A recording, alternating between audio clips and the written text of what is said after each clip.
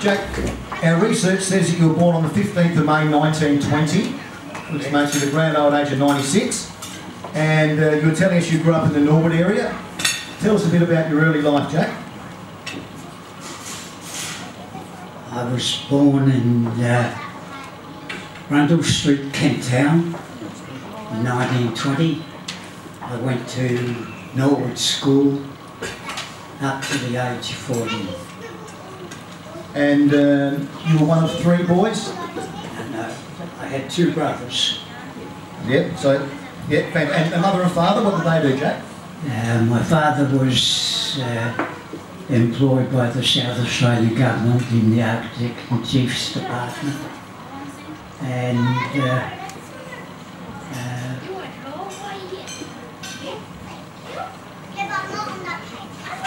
women didn't work in those days. My mother was... I'm not touching that, Jack. I'm not touching that comment. Jack, you said, now, we know that Annette was a Norwood supporter. For us Port blokes, you weren't a Norwood supporter, were you? No, I was South Adelaide.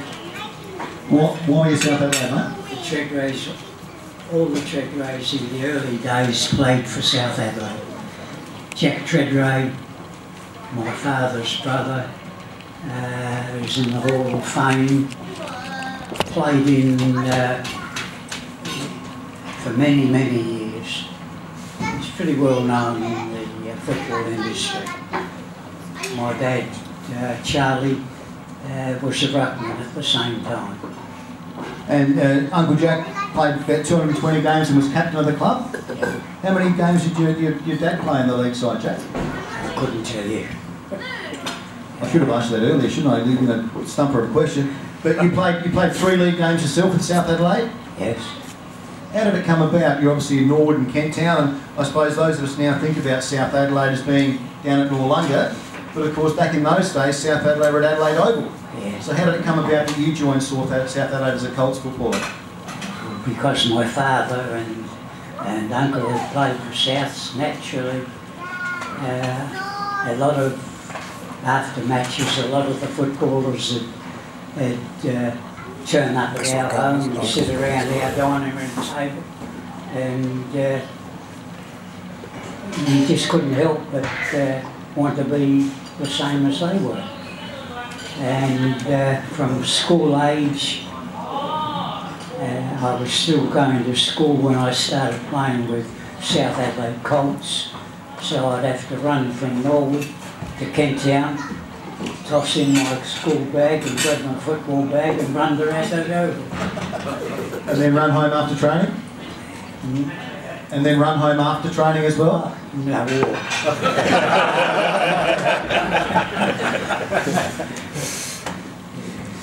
Now, Jack, after school, I believe that you're telling us that you entered the rag trade as a tailor at 14 years of age. Yep. Tell us a bit about how that came about. I'd left school when I turned 14, and my father said to me, well, you better get yourself a job. In those days things weren't that good. It was just after the Depression years, and finally one of my uncles, who was a hairdresser in Adelaide, man's hairdresser, one of his clients said to him he was looking for a boy, and so I turned up and I got the job as a message boy at Flair and Company. They were Adelaide's #1 bespoke tailor and filler. And I progressed from there. I retired from there after 55 years owning it. So started as a message boy and ended up owning the company? Yeah. Says it all, Jack, about your dedication. And Lynette was telling us Jack actually made this jacket by hand himself. I won't tell you when he made it because Lynette told me and he told her off. He said, don't tell me how old it is. But Jack was also telling me that there are now no bespoke tailors in Adelaide. Another true bespoke. True bespoke tailors, so they make all the clothes by hand. And he said that when he was in the trade, his predominant clients were parliamentarians, particularly the Liberal Party, so you know where your taxes are going, people. And he was also telling me that really to get true bespoke tailoring now you need to go to Savile Road in London, where you'll pay £2,000 to £3,000 for a suit. So just go to show the sort of the quality that goes into that. Now Jack, obviously you started off in the rag trade and we talked about your early footy. You were, I suppose, like many young men of your time, where your career and your football career was interrupted by the war. How did it come about that you joined the army in 1938 as an 18-year-old? I think my elder brother and I both grew up knowing that my grandfather had served 11 years in the Duke of York's 101st Regiment of Foot in India. And we'd grown up knowing that, and I think it stuck in our minds. And when we first joined the CMF in those days, the Citizen Military Forces, it was more like a holiday. You had your military training on weekends, you went into camp once a year. But it was a damn good branching. And then obviously, most of us know that in 1939, war broke out. So tell us about those early years in the army and how that affected your life going into the war years. I joined the CMF in 1938. When war broke out in August 1939, I was a sergeant in the CMF, and we were called up for full-time duty. And I worked in various RAPs, Cheltenham, Gawler, and in 1941 I was running an RAP at the racecourse at Mount Gambier with the 3rd Light Horse. When I got a phone call to tell me my father was in hospital and not expected to leave. So, being in the CMF, I was able to take leave, which I did, and I stayed out of the army, went back to my work, and stayed out of the army for about 6 months. When my mother said she was okay, I know you want to get in the army, go ahead. So I rejoined the army, changed from CMF to AIF, and was sent across to Victoria then, where I soon got my rank back, put on staff, and I was training people to go overseas.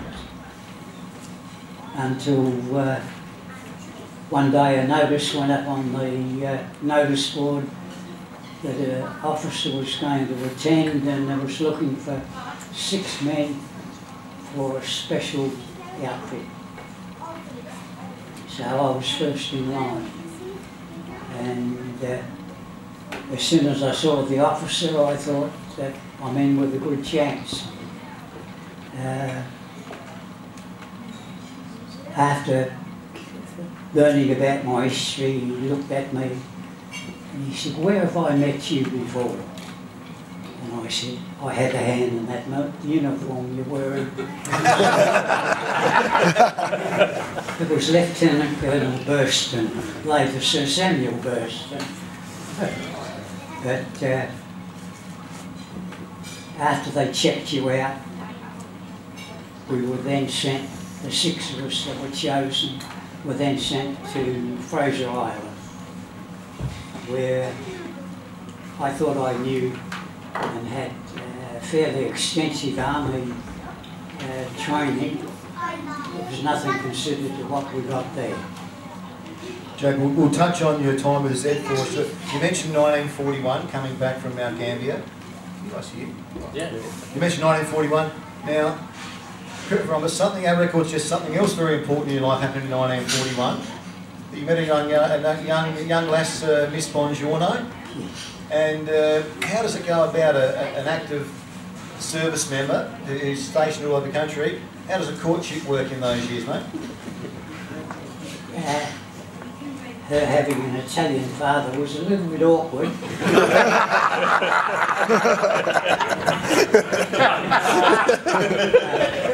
But we seemed to get on all right. I must say, when I went to him and told him that I wanted to marry his daughter, he didn't mind. But when it came to the wedding itself, he couldn't attend. He couldn't bring himself to go into. We were married at Ferry Street Methodist Church, and he couldn't go into anything other than the Catholic Church. But we always got on all right.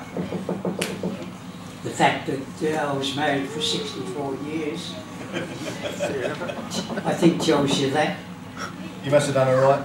You touched on that, volunteering for the special Z-Force Special Unit, and you did some training in Fraser Island. Just as I touched on, the Z-Force, Jack was forbidden for talking about it for 30 years after the war. Z Special Unit, I used the wrong term, I wrote that down last night, Z Special Unit, and they were all forbidden for talking about it 30 years after the war. Tell us a bit about what that entailed, being a member of that Z Special Unit. Well, all it meant was if you volunteered to join the army, you volunteered to join said special unit, and then you had to volunteer to go on an operation. And 9 out of 10 times you did not know what the operation was until, like, we got on a plane and flew from Queensland to Morotai, and were told then what we were going to do. And what you were going to do, Jack, was, I assume, parachute into Borneo, which at that time was behind enemy lines, was the occupied territory of the enemy during World War II. Yeah. Just tell us a bit about, you told me the other day that before you jumped out of the plane, you were handed a capsule by your commanding officer? Yeah. Morning we lined up on Morotai at the airstrip. We were told then that what we were going to do. And our party leader, his name was Tom Harrison, an Englishman, not much of a soldier, but an absolute genius at planning and so forth.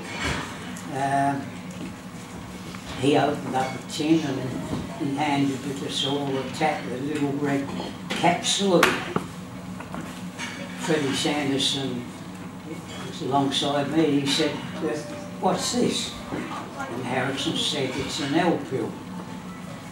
"Well, what's a bloody L pill?" And Harrison said, "Bite it, you'll be dead in 3 minutes. It's cyanide." So we knew then we were going to be in a bit of trouble. And Jack, just tell everybody, Jack was telling me some of his platoon teammates sewed theirs into the collar of their shirt or different parts. Just tell everyone where you stored your cyanide tablet when you jumped out of the plane, Jack. I stuck mine in the side of my cheek. It was quite safe. But when we got to the DZ, we made one big error. We'd flown over 2 days prior looking for a dropping zone. Couldn't find it on the 23rd. On the 23rd we went back and they flew up over the highlands. And Rick Edmees was in the plane with me, and he said, "Tred, I reckon that's a beautiful place." There was a big old longhouse, plus paddy fields, and we reckon that was perfect. So next morning, 7:30, we left Maratai, arrived over where we thought it was, and all we could see was cloud, mist, couldn't see the ground. And the first plane circled about 4 times, found a hole in it and dropped the first floor. When we went around, everything had closed in, we couldn't see a thing. So Rick Edmees got on the intercom and he said to the pilot, "Now look, next time you go around, drop us where you think it is." Consequently, when we came through the clouds, all we could see was jungle. No paddy fields, no anything. Rick said to me, "Snow, we could talk to each other, we were very close together. Those grenades of yours going to be all right?" I had 6 grenades, 3 in a pouch there and 3 there. I said, "Don't worry about the grenades. I'm getting rid of this bloody tablet."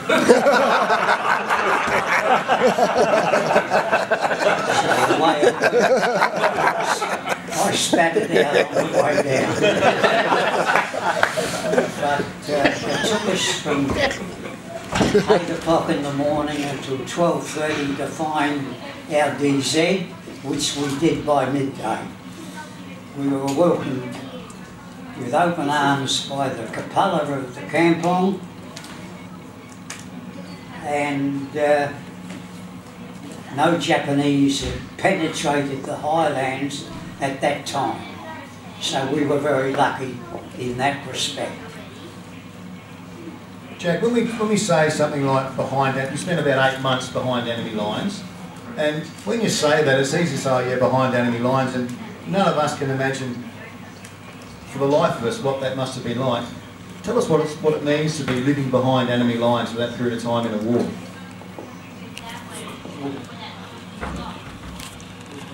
All our gear, when we jumped out of the plane, was packed in what we called a torpedo. It was a 6-foot-high canvas thing about this round, and we only had room in that for arms, ammunition, medical supplies, etc.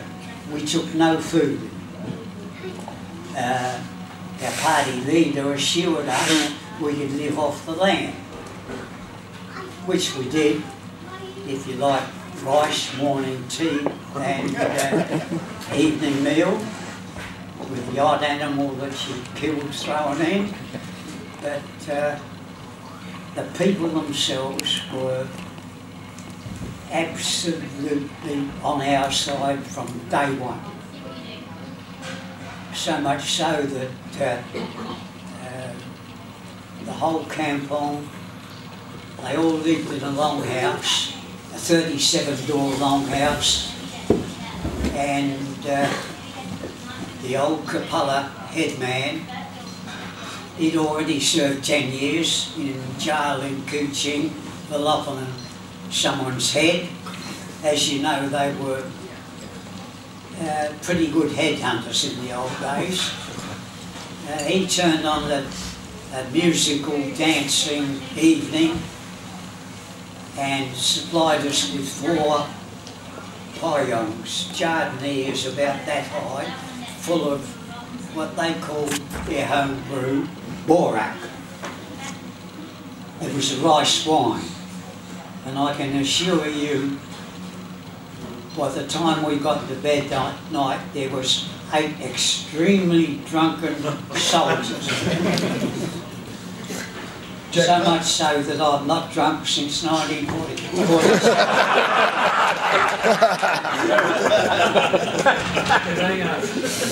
Jack, part of your role there, part of your main responsibility was to train the local to improve their fighting skills. Just tell us about, you mentioned that you had no trouble training them to shoot a rifle because they're experienced with blowpipes, but the machine guns proved a bit of a challenge. Yeah, it was. That, the only gun that they ever fired over in the highlands was an odd, what's his name? Musket. Musket. Yeah, old muskets, absolutely useless, but they were an amazing, accurate shot with their blowpipes. And they used poison darts, which once they hit you with that, you were dead in three minutes. The poison they used came from a certain type of tree up there.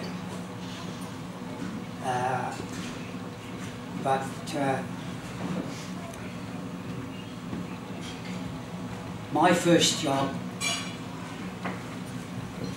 on the third day, the Penghulu, who is the head of the whole Kalabit nation, arrived there.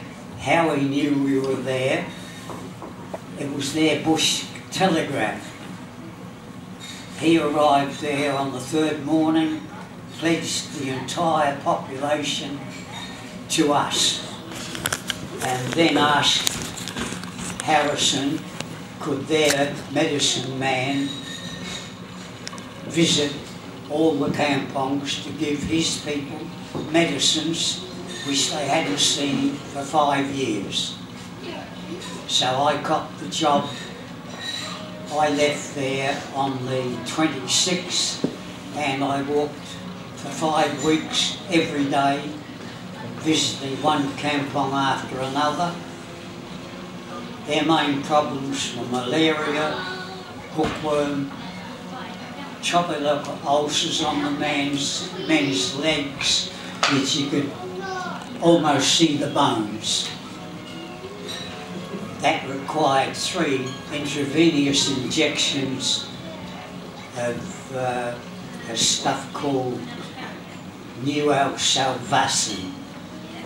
So 3 doses of that helped cure the ulcers. So after I'd give them the first injection and told them that if they wanted the other 2, they'd have to come with me. So they'd say, okay, Chuan, we will carry your gear, we will do anything, we will come with you. So they stayed with me for 3 weeks together. By the time I got back to our headquarters at Rio, I had 30 people that volunteered to fight the Japanese for us. Jack, I was going to ask some questions about the prowess. I think we've all had a chance to read now about the efforts of the Z Force, the Z Special Unit, as far as numbers go, and the insurmounting odds they had but came out on top. So I'll just move to a story, Jack, you told me about the end of the war, that those history buffs here will know that the war finished, or officially it surrenders on August 15. Have I got that right? The history buffs, August 15, thank you. But from what you tell me, Jack, you were still fighting the war well into October. How did that come about? Well, we worked independently.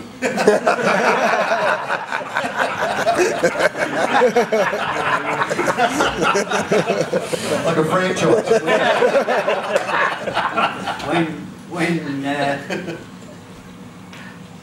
When it was decided that 6 of us would go in different directions, and we each had our own fighting force. I had 30 Sarawak, Kalabits, Ebans and so forth, and we were given a territory, and away we went. We ran our own wars. At that time, the Japanese had not been getting supplies, food, ammunition, anything, because our Navy had stopped them getting supplies. So the Japs were sending patrols inland. Generally a patrol was anything from 20 to 30, and taking all the rice that the people had grown and put in their sulaps. That was a year's food for them. The Japs would take everything, and if there was any trouble, they'd just kill a few people. And they were extremely unpopular people over there, I can tell you. So we set up ambushes and we'd take out the whole patrol very easily. We'd always take out Tail-End Charlie first with blowpipe and poison dart. So as when we attacked the main body, there was no one in the rear that could cause us problems. And in all the stoushes I had, I only had 2 of my boys wounded. So we, all told, the six of us at the end of the war were totaled up 2,900 kills and 300 prisoners. But I might add that 300 prisoners were taken after they surrendered at the end of the war. We couldn't afford to take prisoners. We were inside their territory. We couldn't start a prisoner of war camp. But it was classed as the second most successful operation. Number 1 was the Crate operation, where a group of 10 sailed towards Singapore Harbour, got onto a small island just outside of Singapore, and 6 men in 2-man coalboats paddled into Borneo, put limpet mines on 80,000 tonnes of shipping, turned around, paddled out back to the island and back to Australia. That was our number 1 operation. Number 2, the Seaman operation, which I was lucky enough to be on, was classed as our second most. But in all, that special unit did 87 operations in enemy-occupied territories. We lost 129 of our unit, and all of them were beheaded, tortured, beheaded, and so forth. So, the present day SAS class us as their forerunners. Joe, that's outstanding, and as I said, we can't imagine that, and we thank you for sharing that with us. And what else we can't imagine is after, I suppose, living that part of your life, which very few experience, how do you then come back to Australia and assimilate back into what we call a normal life, so to speak?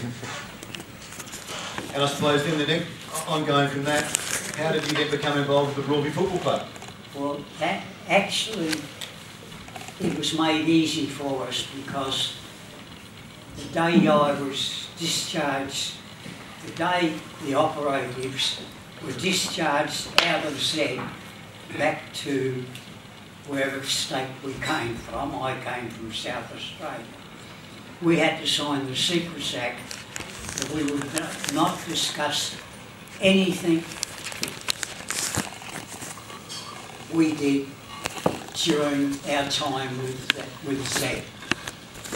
So for 30 years you couldn't talk about it, we weren't known. That made it a bit easy, although you had your awkward moments. In 47 I was notified to attend Government House for receiving our medals, and McKell, who was Governor General, came over to South Australia and did the investiture. After the finish, the South Australia Governor's aide came up to me and he said, Mr. Tredrea, the Governor wants to see you. And they settled me down in the sitting room and the Governor said, now you've been making my clothes for me for 2 years. He said, I knew you were in the army, but he said, what exactly did you do? And I said, well, I'm sorry, sir, what you heard when they gave us the medal is all you're going to hear. So, really, no one knew about Z for 30 years. And it made things a lot easier. You didn't have to answer any questions. Just want to remind everybody when you hear Jack go through that detail, he's 96 years old and he's talking about events that happened 70 years ago.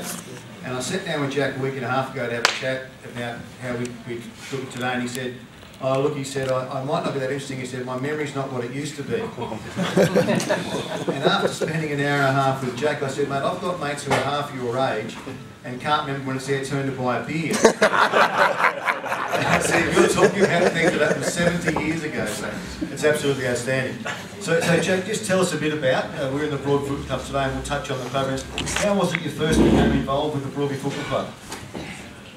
Well, I bought our first in March 46. My wife had been living in a flat and they had a daughter which I didn't know that I had until I got home. There's a few others in the room like that, mate.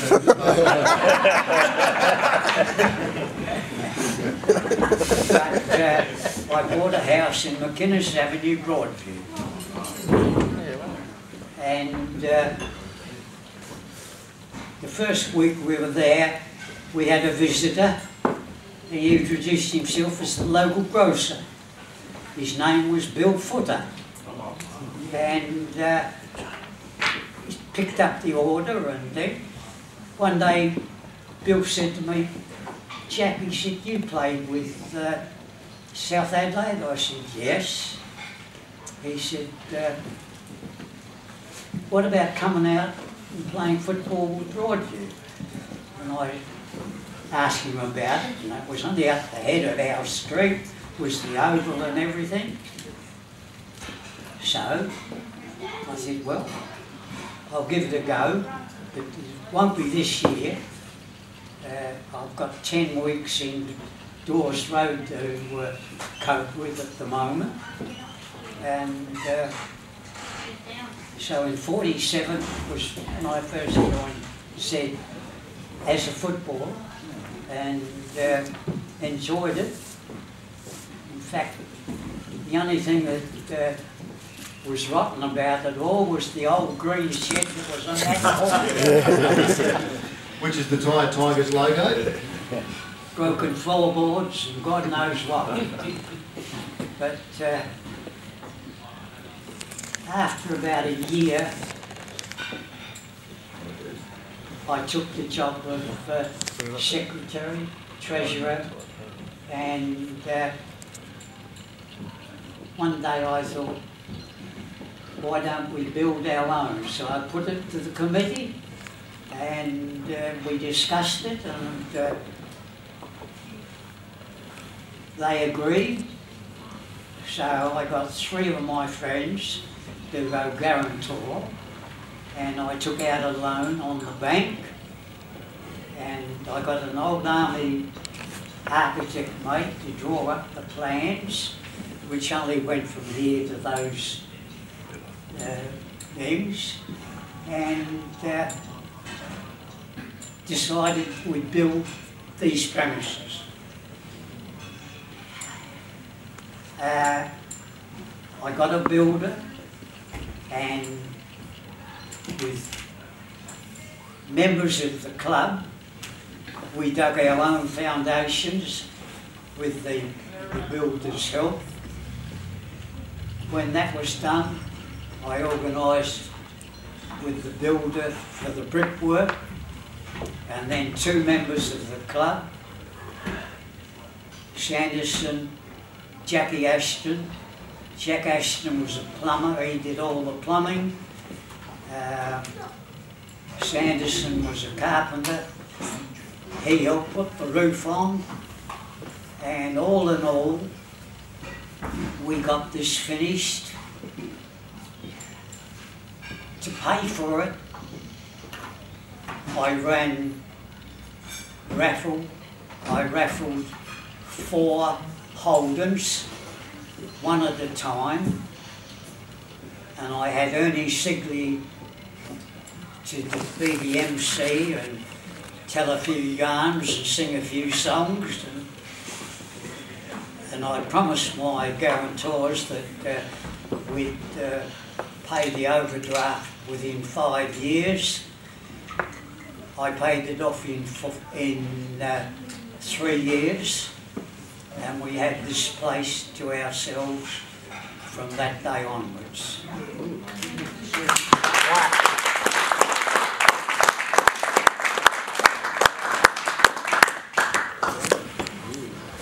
You mentioned Ernie Sigley. Were those functions held in these club rooms, or were they? No, they were held in this room. I had the most marvellous ladies' committee. Rita Footer was the head of our ladies' committee, and we put on a full dinner. The raffle night that we drew for the car, and by the end of the night I was assured the next year's raffle would be fully Sold out. what's the name? Sold. Yeah, fully full, so as we could run another.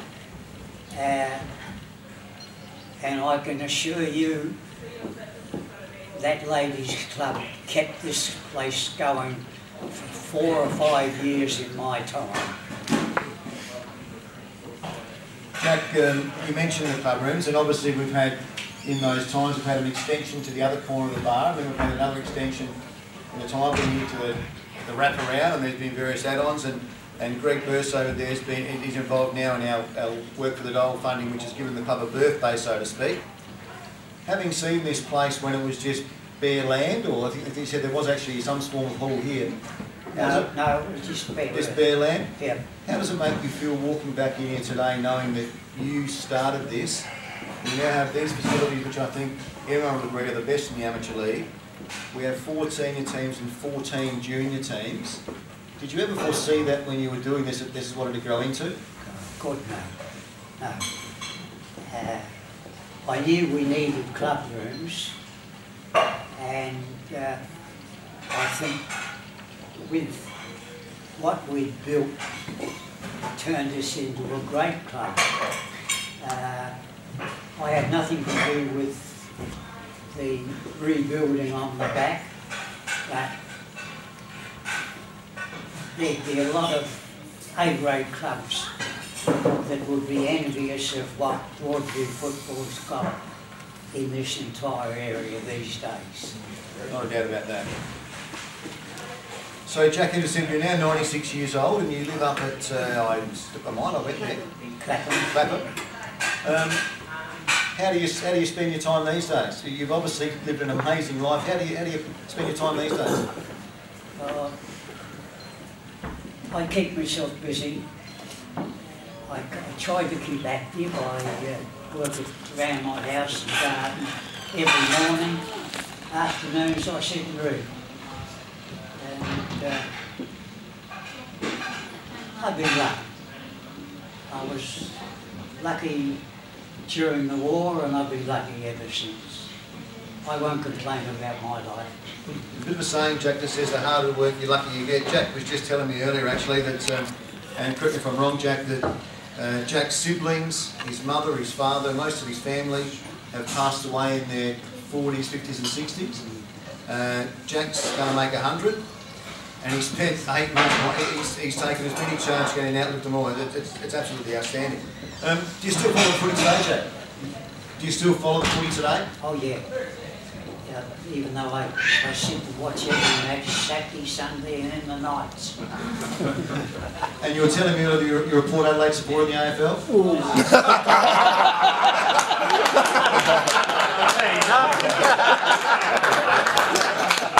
I'm reading my research.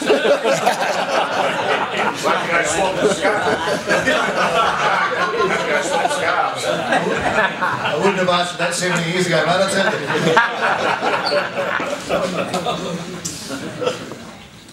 You follow the fruit team, don't you, Jack? You're a Crow supporter. Yes, I am. And South Adelaide. And South Adelaide. Yeah. And they're going all right this year, mate.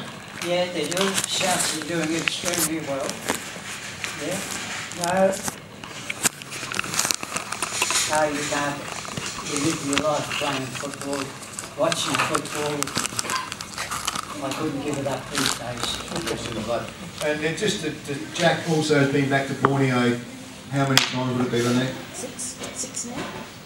5 times, and I think that one thing I didn't cover up on, that when Jack first arrived in Borneo, he was allocated 4 porters, I think was the term, was 4 porters, which were some young 17-year-old local ladies who basically carried his gear around and cared for him. On his last visit back, 3 of those I think were still there he met with, and the daughter of another, and he actually presented them with Silver Z. With Silver Zs as a memento, and he's treated like an absolute celebrity. You've only got to look at some of the paraphernalia when he goes home. And also, Jack actually on Tuesday is going into the ABC studios to be interviewed by the ABC from Brisbane about another honour that's being bestowed upon him later this year in August. He's travelling over to Canberra to the War Memorial, where they're unveiling us. Tell us about it, Jack. You've been asked to unveil the plaque. Tell us about what it is. You're going to put a plaque and information about Z Special Unit into the museum in Canberra, 10 AM on the 1st of August this year. Unfortunately, there's probably only going to be 19 of Z Special Force there, still alive, but to my mind, it's a great honour for my unit to be included in the museum. They've been working on contacting as many Z people still alive that they can find, and but the amount of families of the members that want to be there is going to be pretty big, as far as I've been told. So I've been ordered I've got to be alive for that one. Nothing's going to get you, mate. Look, as I said, we thank you as the people from the Broadview Football Club for what you've given us as the current custodians. And one thing I didn't touch on is that we have spoken to some other people like Ralph Busbridge and Barry Callanan who were around those days, and I'm not sure, Jack, if they were aware of your war history, but they did say that when Jack Tredrea gave you a responsibility during the construction of the club rooms, no wasn't the right answer. So apparently you were quite good at getting things done. So you talk about Harrison being a good organiser, I think you had him covered. So as I said, we thank you very much for your service to our footy club. We thank you as citizens of this country for your service to our country with the lifestyle we enjoy today. And we thank you for being our special guest today, Jack. Yeah.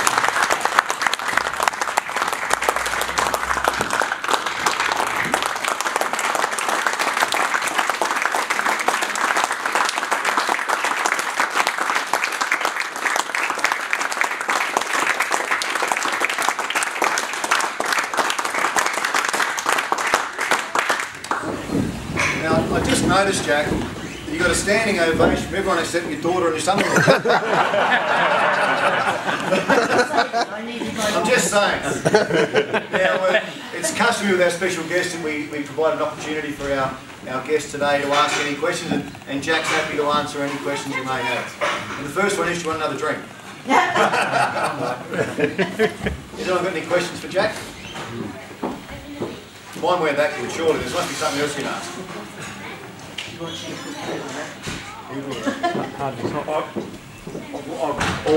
wanted to ask this question, Jack. In the book, the Z Special Unit, so I've read the book about all the history and of different,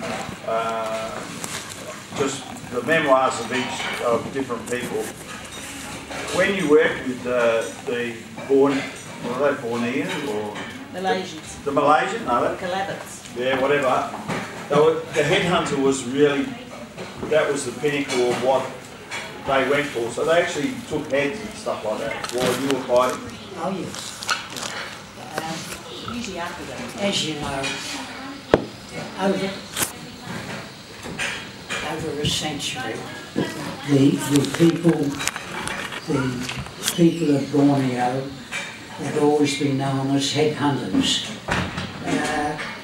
It was normal to them to take their enemies' heads.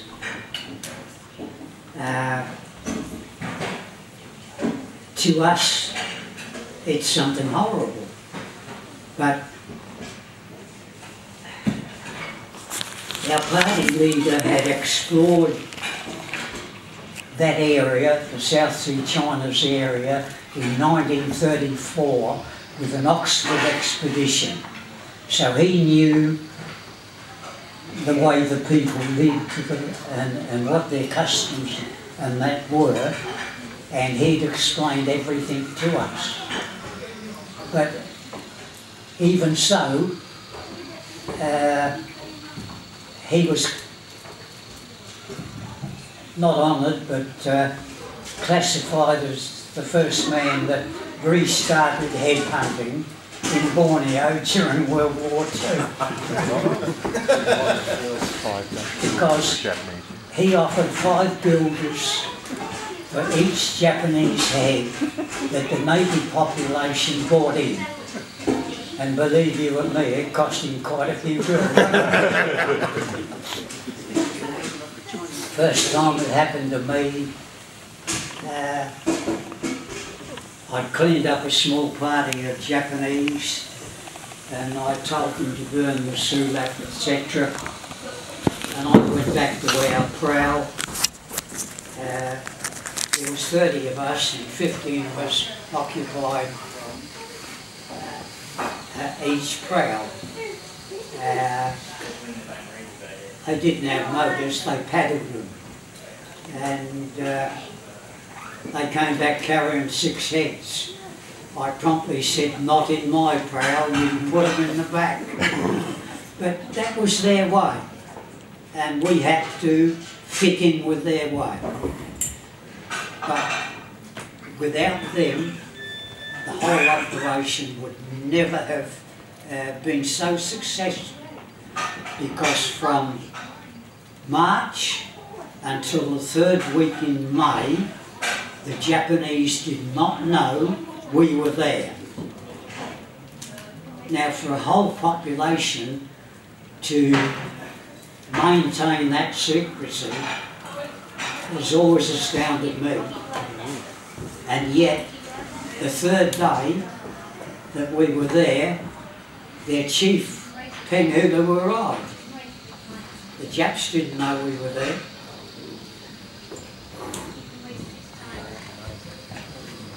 Yep.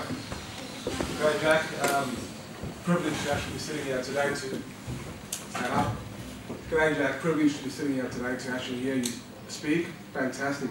I noticed in your article, this article that's on the table here, that the war ended in 1945 in August, but you were still fighting in October, 4 months after the event.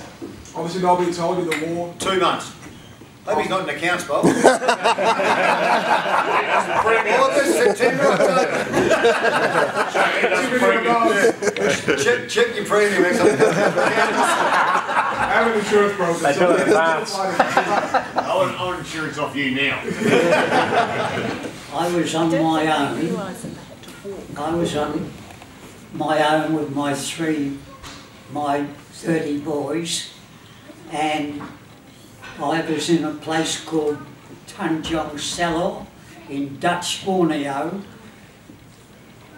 in the third week in October when a runner caught up with me and said, all with a note from Harrison, and all it said was, Tredrea, the war's over, get out the best way you can. So, I had a look at my map and I thought, yeah, okay, I can go around we can paddle the prow around the sea to opposite Tarakan. Tarakan was 11 miles across there from Borneo. So I said to my head boy, Mulker, I said, is that prow going to be all right with those waves? No worry, Chuan, he said, no worry. We put another board on the side. So they strapped a 12-inch board on each side of the prow. And away we went. They paddled me across Borneo, across to Tarakan.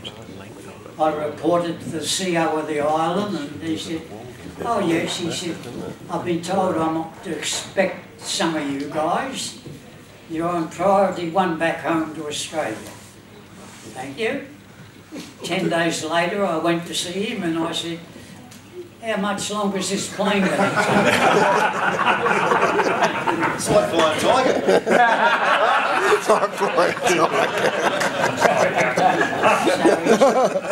He said, I'm having problems, but look, he said, I've got a Liberty boat going to Morotai tonight. So I got on the thing, slept on the deck that night, got to Morotai the next day. 2 days after, I was on a plane for Australia. Again, I was lucky. Jack, one thing we spoke about, you said that the guys were really good with a rifle, a single-shot rifle, because of their practice with blowpipe. Yeah. What happened when you gave them a machine gun? What happened? That was one thing you couldn't. I had mainly 3 rifles, half a dozen SMGs and 1 Bren. The rifles and the Bren were no problems, but an SMG to them was completely out of their realm because you could not get them to pull the trigger, allow 3 bullets to go, take their finger off. Every time they'd fire the SMGs, the whole magazine. We were always short of ammunition. But with rifles, they were extremely accurate. I think the blowgun 2-eyed stance stood them in good stead. You got to remember, we were only shooting Japanese from 10, 15 yards because you probably don't realise how thick the jungle over there is. To this day, there's not a road up into the highlands. There's a plane goes up morning and afternoons. There's what you call a track, which is just a bulldozer track from Miri to Barrio today. This year when I went over, an hour and a quarter. 50 minutes. By plane. 50 minutes to fly out. 50 minutes, okay. Hey mate, don't take that. He married your daughter. Don't let him buddy. He's a crack shot, mate. Watch out. Oh yeah. To go by the track is 12 hours. When we'd set up an ambush, the tracks were that wide, and you'd be using these tracks always in single file. So it all helped us. The only thing about it, and to this day I still hate, was the biggest enemy had was the leeches, because as you walk through these tracks, the leeches would drop off on your body, and you start off walking at 6 in the morning, and you might stop to have a bit of rice in a banana leaf for dinner. I'd drop my clothes and get my boy to scrape the leeches off your body. Every day you'd have 20 or 30 leeches on you, and I hate the damn things. But they made our job easy when it came to taking out patrols. I was just going to ask, Jack, the statistics you talked about, 6 Special Z Force people with the locals. Z Special Unit. Z Special Unit, sorry. You're listening, Michael. Sorry? No, I'm going right. You know, obviously, with the locals you picked up along the way, responsible for 2,900 kills, those statistics are quite phenomenal. What do you put that down to? How did you manage to have no casualties, no loss of life in your unit, and responsible for 2,900 kills? It's quite incredible. We lost 109 of our local fighters. Local fighters, okay. They were mainly, a lot of them decided that they could take out the Japanese with their parangs. Okay. And they were easy targets for the Japs. But in the main, as long as you led them, you had no problems. They followed you to hell and back. And then it must have been an incredibly emotional time when you left, when you talked to us about leaving the country to come back to Australia. That must have been incredibly emotional time for you. Yeah, it always was. But you can't spend, as I did, 7.5 months living with people like that. They were absolutely, to this day, there. If you go to Borneo today and you tell them you're Australian, you'll get the best service you've ever had in your life. Thank you. Okay, Jack, thank you very much. Outstanding, Jack.